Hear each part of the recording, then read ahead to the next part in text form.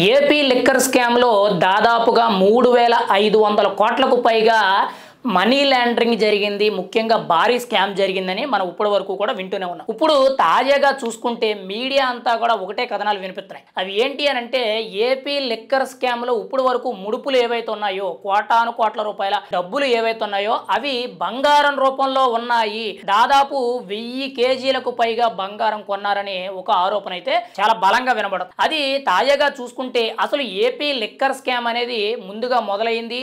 అసలు ఏపీ కూటమి ప్రభుత్వం అనేది ఏపీ లిక్కర్ స్కామ్ మీద ఫోకస్ చేయలేదు. ఎక్కడ మొదలు పెట్టిందనంటే ఏపీ బ్యావరేజెస్ లిమిటెడ్, అందులో ఆ సంస్థలో కొన్ని ఫైల్స్ ముఖ్యంగా కాగితాలు ఏవైతే మిస్ అయినాయో ఆ కాగితాలను ఆధారంగా చేసుకొని అక్కడ ఉన్న ఉద్యోగస్తులు పోలీసులకు కంప్లైంట్ చేయడంతో పోలీసులు కొంత విచారణ చేయడంతో అక్కడ ఏపీలో లిక్కర్ స్కామ్ జరిగిందని చెప్పి ఒక చిన్న లీక్ అనేది, ఒక చిన్న ఆరోపణ అనేది వచ్చింది. అయితే వెంటనే కూడా గతంలో ఏపీ బ్యావరేజెస్ ఎండీగా ఉన్న వాసుదేవరెడ్డి గారిని అరెస్ట్ చేయడం, ఆయన్ని విచారించడం జరిగింది. ఆ తర్వాత విజయసాయి రెడ్డి గారిని విచారించడంతో ఇంకా లోతుగా వెళ్ళడం జరిగింది. అందులో ప్రధాన పాత్రధారి, సూత్రధారి, కర్త, కర్మ, క్రియ అంతా కూడా రాజ్ కసిరెడ్డి అని చెప్పి చాలా కీలకంగా మారింది. అయితే తాజాగా చూసుకుంటే ఏపీ బ్యావరేజెస్ లిమిటెడ్ ఎండీగా ఉన్న గతంలో పనిచేసిన వాసుదేవరెడ్డి గారి ఇంటి మీద, తన కంపెనీల మీద, తన బంధుమిత్రుల ఇళ్ల మీద, తన కార్లు అన్ని కూడా ఐటీ అధికారులు తనిఖీలు చేయడంతో, ఇటువైపు సిట్ అధికారులు తనిఖీలు చేయడంతో వెంటనే కూడా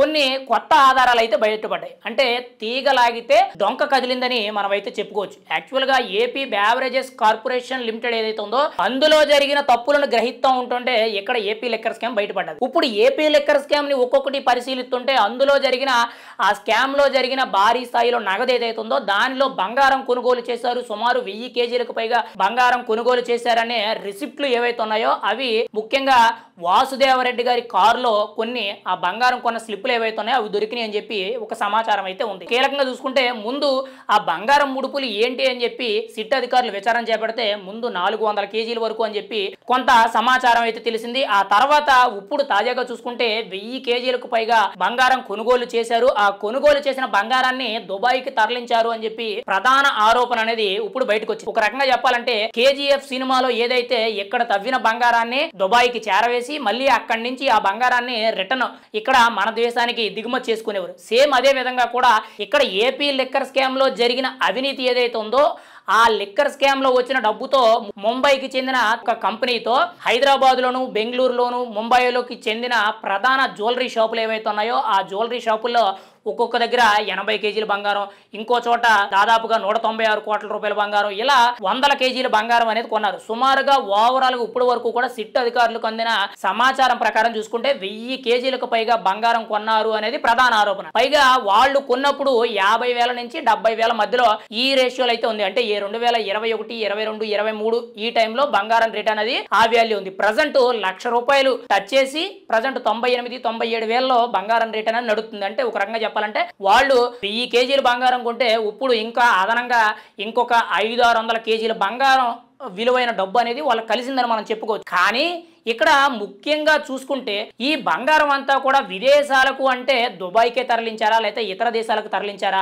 అక్కడ ఎవరు తీసుకున్నారు, ఈ బంగారాన్ని అంతటిని కూడా డబ్బుగా ఎవరు మార్చారు, మళ్ళీ అక్కడి నుంచి హవాలా రూపంలో ఇండియాకి ఎలా వచ్చింది, ఇండియాకి వచ్చిన తర్వాత హైదరాబాద్ లో ఏ రియల్ ఎస్టేట్ కంపెనీలో పెట్టారు, ఏ సినిమాల మీద పెట్టుబడి పెట్టారు, రియల్ ఎస్టేట్ రంగంలో ఎక్కడ పెట్టారు, ఇక్కడ హాస్పిటల్ రంగంలో ఎక్కడ పెట్టుబడి పెట్టారు అనేది ఇంకా పూర్తి సమాచారం అయితే తెలియవలసి ఉంది. అంటే ఇక్కడ ఆంధ్రప్రదేశ్ నుంచి దుబాయ్కి బంగారం వెళ్ళింది, అక్కడ దాన్ని డబ్బు రూపంలో హవాలా రూపంలో మార్చి మళ్ళీ అక్కడి నుంచి ఇండియాకి రప్పించడం జరిగింది. ఇండియాకి రప్పించిన తర్వాత బినామీల పేర్ల మీద, రియల్ ఎస్టేట్ పేర్ల మీద, ఇలా సినిమాల మీద, ఇలా రకరకాలుగా పెట్టుబడులు పెట్టినట్టు కొంత సమాచారం అయితే తెలుస్తుంది. మరి ఏపీ లిక్కర్ స్కామ్ లో ఇప్పటికే కూడా ఎక్కడో మొదలయ్యి ఇప్పుడు తీగలాగితే డొంక కదిలినట్టు దాదాపుగా 49 మంది వరకు కూడా ఇందులో నిందితులు ఉండడం, మరి ఈ బంగారం అంతా కూడా దుబాయ్కే తరలించారా, కొంత బంగారాన్ని ఇక్కడ ఉంచారా, ఒకవేళ ఎక్కడ ఉంచితే ఆ బంగారం ఎక్కడ ఉంది తెలియవలసింది. ఏది ఏమైనా సరే ఏపీ లిక్కర్ స్కామ్ అనేది చాలా కీలకం. దేశంలోనే అతిపెద్ద స్కామ్ అనేది కొన్ని వందల స్కాములు జరిగితే ఏపీ లిక్కర్ స్కామ్ కి సమానం అని చెప్పి మనం అయితే చెప్పుకోవచ్చు. అంతటి పెద్ద స్కామ్ అనేది ఈ రోజు ఏపీ ప్రభుత్వం అయితే చాలా జాగ్రత్తగా డీల్ చేయడం జరుగుతుంది. మరి రాబోయే రోజుల్లో ఏం జరుగుద్ది, ఇక్కడ డబ్బుతో పాటు